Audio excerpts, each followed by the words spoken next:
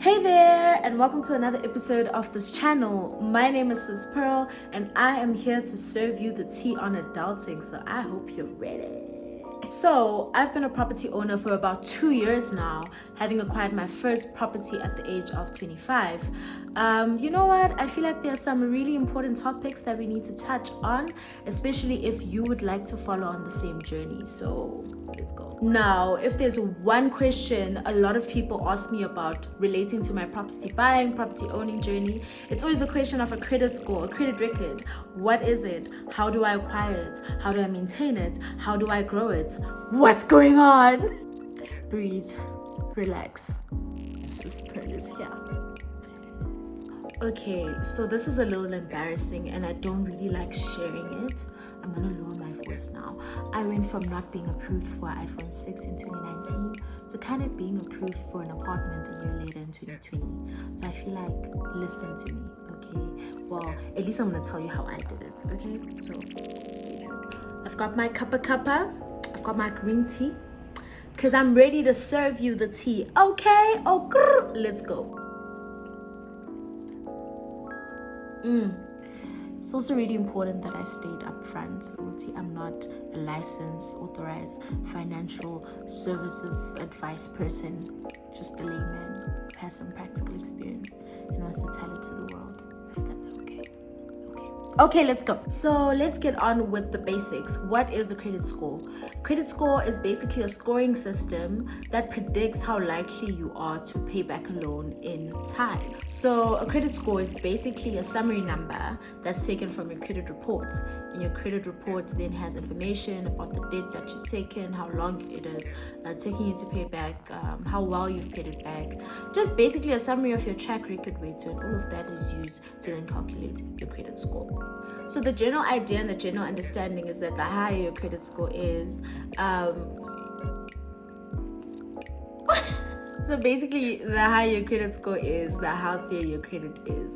And it's important that lenders can look at your credit score and see that, okay, this person has a good track record. So it's really, really important.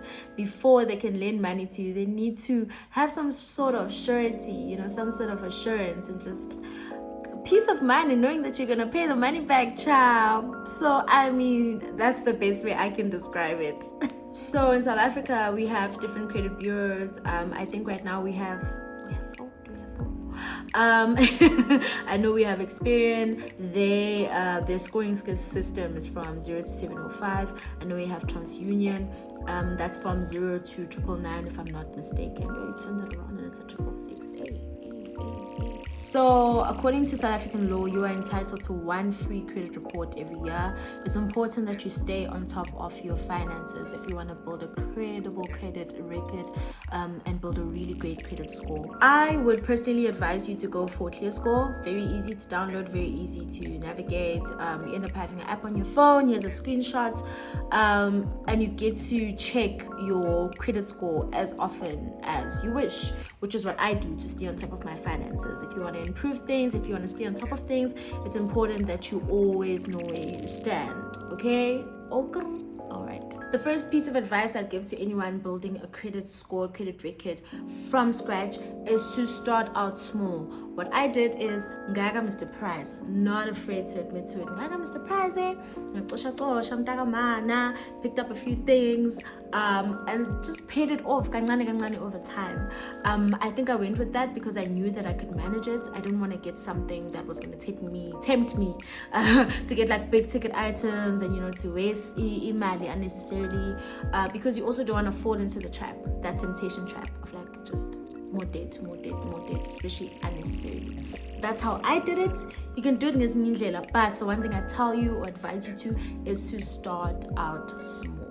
Now, there's also the issue of credit utilization. You'll see this if you have the ClearScore app. You can even look it up, but basically you will be approved for a certain credit amount, right? So you'll take out your Mr. Price credit card. What is it called? I forgot. I remember that my one was 6,500, right? That's as much as I could get. But I made sure that the things that I got were like 1,500, never above that. And just having that low credit utilization also reflects really well on your credit score and your credit record. So make sure that like you don't overdo things. Just don't overdo things, okay? Help me. Pay on time. Late payments have such a bad impact on your credit score. Oh my goodness, because I wasn't used to paying bills and paying things every single month, especially because around the time where I took this up, I wasn't even paying rent. My parents are still paying rent for me, so like I wasn't used to that, and there were times where I'd miss my payments, and you literally see how it affects your credit score. So I guess try to set up automatic payments through your bank, or I mean, if you're not doing that, just make sure that you're on time.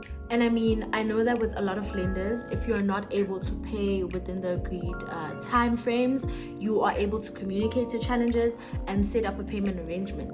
So even if you're not able to pay, like talk, you know, it's only when you go quiet and you don't pay, and then it's like, lo muntu kanti udodgy. The thing about this is you need to be trustworthy. You need to be trustworthy. Do you understand? I don't know how to support your finances, but that would be tribalistic. And you know what? Another important thing, don't abuse the system. Don't abuse the system. People fall into this trap, and I've seen it happen so many times, where they're like, oh, okay, now I can, you know, people approve me for this and they approve me for that, and next thing was just a loan of like 120,000 rands. Why would you do that? So personally, I remained with that one Mr. Price card for a year before I even approached the bank. Made sure, that my credit utilization was low. Made sure that I paid on time, all the time, except for those 2 times, but all the time. And you know, I was approved. So it works. Just be smart about it. Don't get things unnecessarily. Now, this is also a rather difficult one because of the times that we live in. I am not blind to how difficult life in South Africa and the world at large is currently, but try to limit your credit applications, right? As much as you can, buy things cash, and only reserve credits or credit applications for those big ticket items.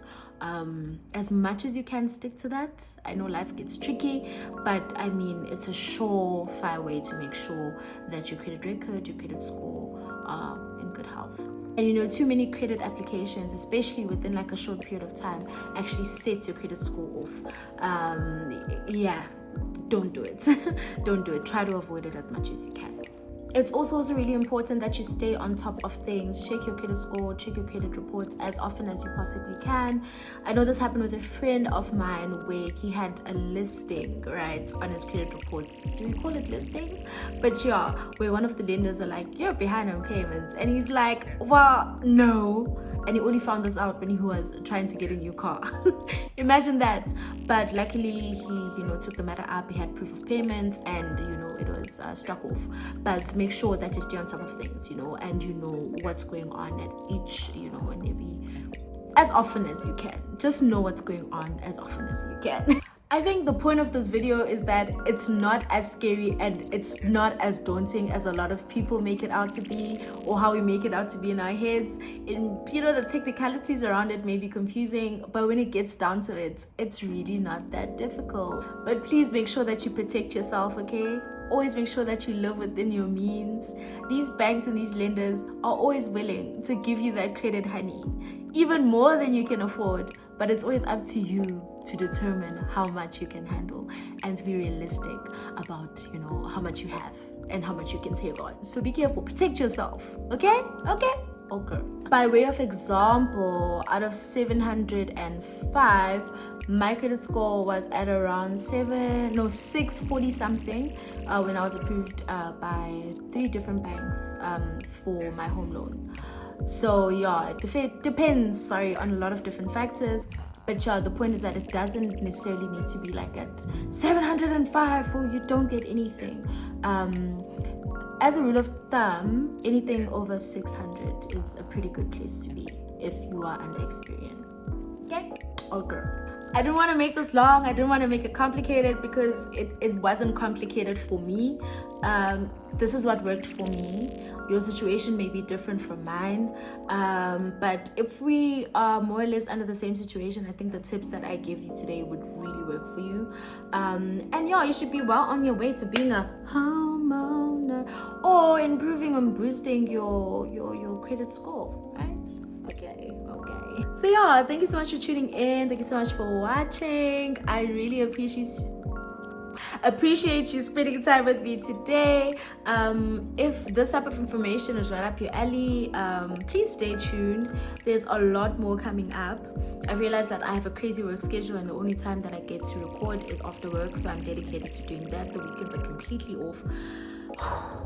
Being an adult is hard. Even work on the weekends. Oh god. But yeah, please subscribe. Love you so much. Any questions you may have or any other topics that you'd like me to cover, please just. Until next time. Bye. Bye.